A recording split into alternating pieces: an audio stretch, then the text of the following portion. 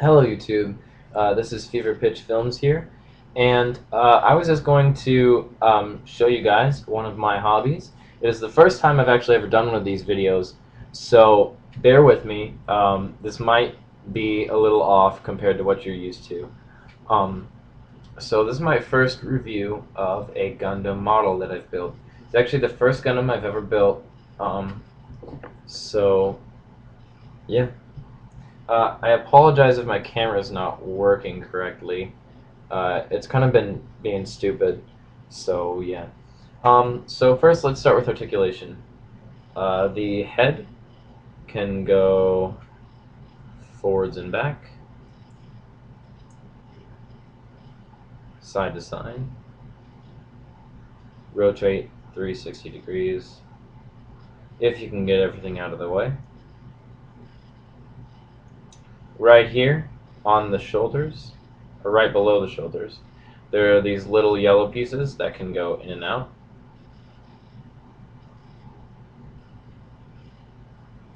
Oh, I apologize. Uh, this is the Gundam Exia from the 00 Gundam series. Duh. Um, when you move the arms, these little chest pieces right here will move. Right here, even though they're separate from the arms. The arms will rotate all the way around. They will go up all together about this high. They will rotate right below the shoulder, bend up at one joint a little more than 90 degrees.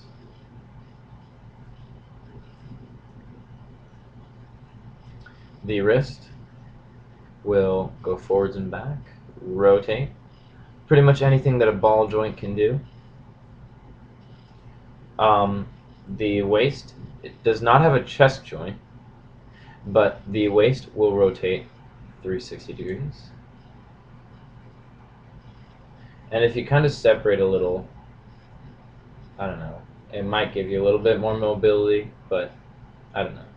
Some of this stuff kind of gets in the way right down at the bottom. These little side parts where you can mount the swords can kind of move right here.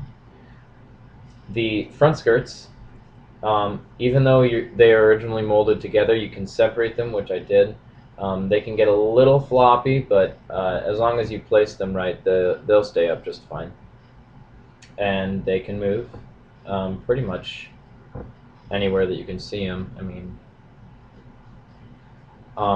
the back skirts, there really aren't, but there are these little beam saber things that can move. I mean, I guess you could get a little bit of a pose out of that. I don't know how much it would help you. I mean, you could maybe come back here and grab one, but that's pretty much the extent of that pose.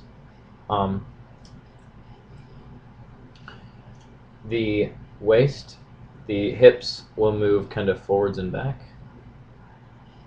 like the legs can move in opposite directions. They will go forward about that far with the separated skirts, so pretty far. Since there's no back skirts, it'll go back pretty well too.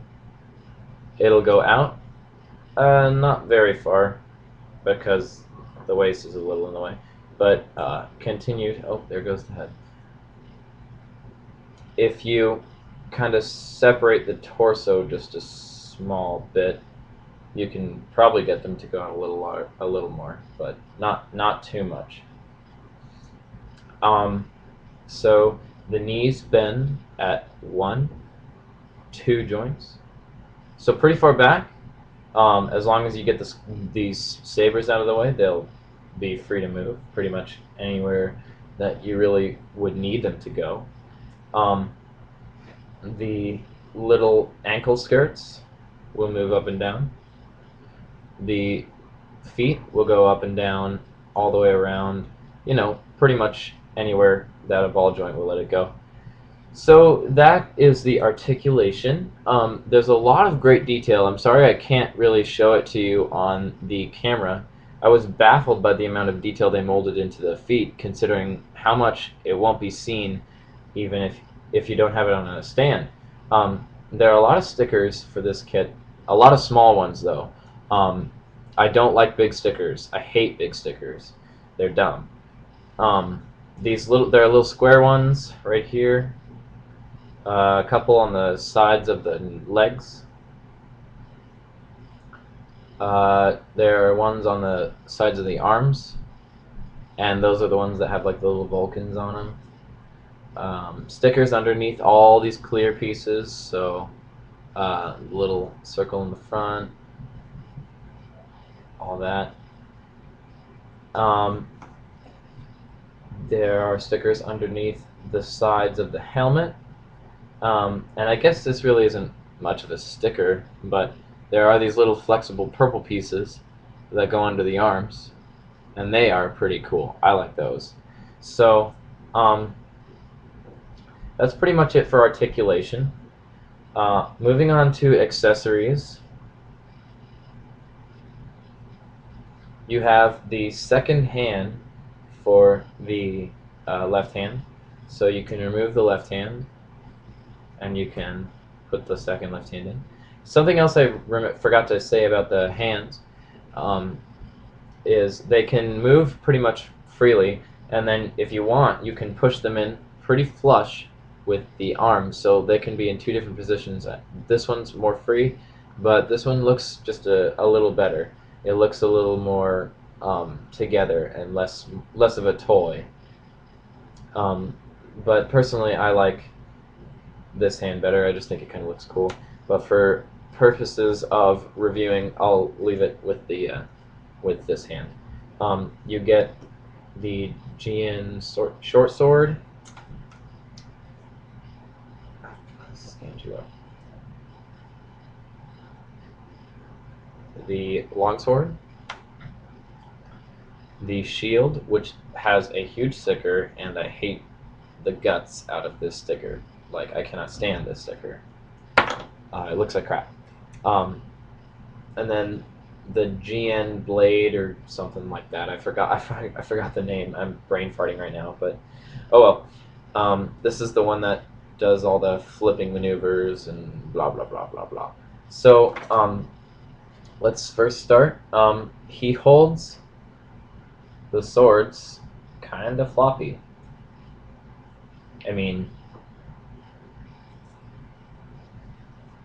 they're not going to move, but they're kind of floppy. I mean, if you're going to pose him, it really doesn't matter. But, I mean, if you're moving them around, they're going to fall out. They just kind of slide right in there. Really loose. And there you go. You can hold both of those at the same time. And, if you want, these little pieces on the side, that you can plug these into them.